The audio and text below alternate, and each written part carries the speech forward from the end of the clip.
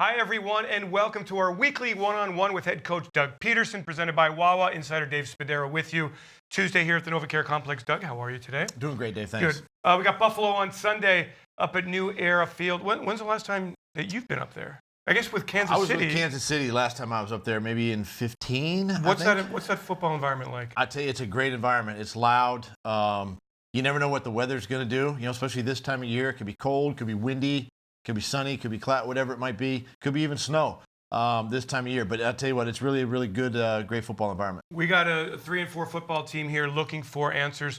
Doug, on Monday, you talked about Kansas City in 2015, how you went from 1-5 and ran the table, got into the playoffs. Even last year, Eagles turned it around in December. What do you draw on from those experiences that can help you now? I think what I look back on during that time is that you have to kind of go back and not find yourself again, but you got to kind of get back to your identity as a football team and do the things that maybe you did earlier in the year, maybe when you were winning games. Keep things pretty simple for your players. Maybe even some of your basic training camp plays on offense and defense to kind of let your guys kind of play free and really allow their minds to be open and not be cluttered with a lot of assignments and a lot of distractions that could be going on. And that's what we did in 15. It really helped our football team, helped our quarterback at that time, who was Alex Smith, and really settle in. And we went on that run. And once we caught a little bit of our stride and momentum, we won the first one, then the second and the third. Then that's when the confidence came back into your football team, and then we could really open it up after that. That's interesting because the fans, the media all say, you've got to change things up. You've got to do something drastic. That's really hard to do, isn't it? It's hard to do in this league because we have a process here that we have to maintain and we have to stick to. We also have an offensive structure, a defensive structure, and a special team structure. And we're not going to reinvent the wheel and go become a wing T offense, for instance, or run the bear defense or whatever it might be. You just can't do that. You have to take what you already know and keep it simple for your players. Redefine it. Maybe find new and creative ways to use it. But you really can't make a ton of changes that way right here in the middle of the season. You're the play caller. Does this idea kind of send you into a situation where you're more, not conservative, but you kind of go back to, you got to go back, look at things that have worked so far? I mean, how does it actually? But it's not a conservative mindset. I mean, even when we made that run back in 15, we weren't conservative. We still maintained our aggressiveness. We still we shot the ball down the field. We did the things that way. But what I mean is maybe even we kept our formation simple. We kept all the motions and shifts and all the moving parts that make guys have to think. We kind of kept those sort of, stagnant so the guys could just line up and play. But that doesn't change your aggressiveness as a play caller, and we still got to maintain that. Players are in today, Doug. What have you seen from them? What is your message to them? Message is basically, we control our destiny every single week. We got to go 1-0 this week. Yeah, we haven't played our best football in the last 2 games. I thought the Minnesota game, we had some opportunity there. We actually played decently for a couple of quarters in that football game. Last week, no, that was an embarrassment. That's not Philadelphia Eagle football. That's not how we work and prepare. And we just got to flush that. We got to put it behind us. We got another great opportunity against a good football team, a 5-1 Bills team on the road again. The guys are really they understand what's going on. And for me, I think as head coach I got to put that out in front of them. They got to see what's happening, but at the same time, I've got to give them sort of an insight as to where we're headed, what we're going to do, how we're going to get things changed, and move forward from there. You used the word confidence. Do you sense a lack of confidence? How do you feel about the players believing in themselves, the scheme, the coaches, the play calls, everything? I see the confidence in the players. What you have to kind of guard against is when something bad now happens in a game.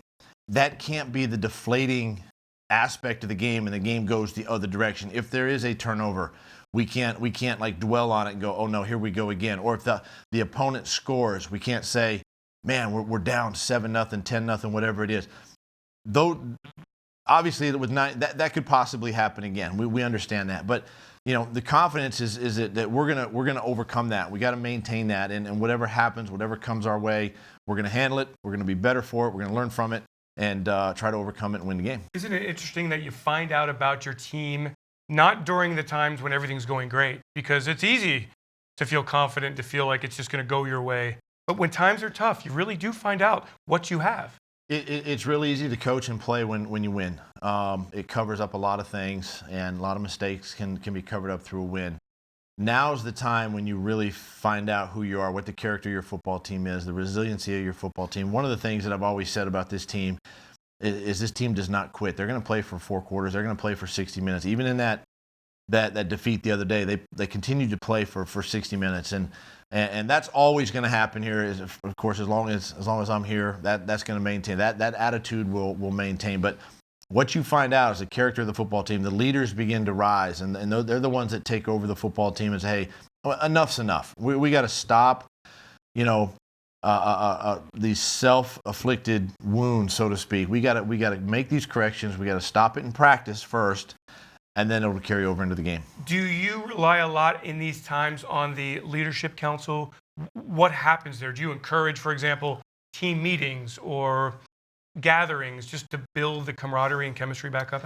Yeah, it's one of the things that I will lean on the player committee. If they feel like they need a players-only meeting from time to time, it's good to have those. And I think they need to get in there and maybe clear the air on some things. And it's something that I'll encourage if they want to do it. It's up to them. But also, for me, it's about taking my message to them, and then they can spread it to the rest of the guys and take it to the practice field and keep all the spirits uplifted. And I lean on those guys a lot to be able to do that, and then ultimately we fix it and we get ourselves a win. Buffalo Bills 5-1, one of the surprises of the NFL this season. Defensively, they're young, they're aggressive, they're fast. Where do you attack them on Sunday? Yeah, this is a really good defense. Coach McDermott has got them playing. Leslie Frazier, some coaches that we know, they've been here in Philly. Still running the same stuff that they've run? And pretty much the same stuff with a few new wrinkles. But, they have this team playing with a lot of confidence right now, and this is a very opportunistic team, meaning the defense is creating turnovers, the offense is scoring points. And that's kind of the formula that they've had, the success that they've had to get to 5-1.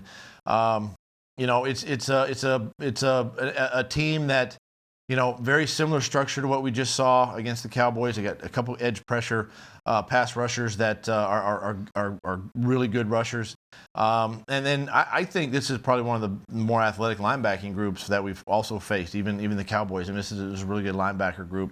Secondary is strong, they're physical, and very active. So, again, and then we know the quarterback. The quarterback's an athletic guy. He is making plays more with his arm, but he can also run and escape the pocket. So we got to make sure we corral him. Eagles offense really rolling. Green Bay rolling to a degree against the Vikings. What do you feel like you hang your hat on right now with this team? I think I've got to trust the offensive line and the ability to run the football a little bit. Be patient with the run game, and then that's what opens up the rest of your offense. Opens up your play action pass and really kind of settles your quarterback into the game plan. Obviously, we have to score and try to score early. That also helps your offense. But I think trusting in the offensive line, allowing Carson to do the things he's done. He's been playing really well. He's managed the offense. Some of the kill packages that we have in our offensive game plans, he's managed those extremely well. And then find creative ways to get our guys open down the field and continue to take shots. But I think initially we got to use that offensive line and our tight ends and really focus on that as a weapon in our offense right now. It really is incredible in this world of analytics and statistics. The one that comes at you and jumps at you in the Eagles' losses, giving the football away. I mean, it really does boil down to that. How do you get better at securing the football? Well, it's a mindset. We continue to talk about it. We work on it in practice. I'm not a big believer of always constantly harping on turnovers because, if you start thinking about the negative, eventually it's going to stick in your mind and you're always thinking about, that turnover and you're not being as aggressive maybe as a ball carrier or even as a quarterback throwing the ball. So, yeah, we're going to work on it. We're going to continue to work on it. That is one of the keys to winning games, having success in this league is giveaways and takeaways. And we know that our defense, we need to create more turnovers on defense. And then obviously and offensively we can't turn the ball over to have success. And that really hurt us the other day in Dallas with those 2 early turnovers. Doug, do you feel that the team has that sense of urgency that you want to see? I do. Being around the guys now for the last couple of days, seeing their mentality, hearing kind of what they're talking about and how they're focused on this week and kind of putting the past behind us.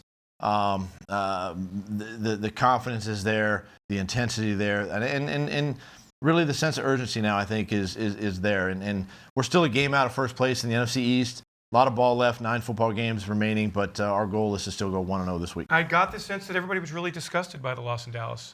They were, and they should be. We all are. It's not who we are. It's not evident of how we practice and prepare during the week. It's unfortunate. It's a lot like the Saints game a year ago, and we didn't play very well and got embarrassed down in New Orleans. So hopefully that's behind us. We can flush it, move on, and try to take care of business. Buffalo Bills, 1 p.m. Eagles and the Bills. Eagles, 3rd game in a row on the road here. It's going to be good to get back home at 4-4, and the season will take off from there. We thank Doug Pederson, our weekly one-on-one presented by Wawa. Thanks for joining us.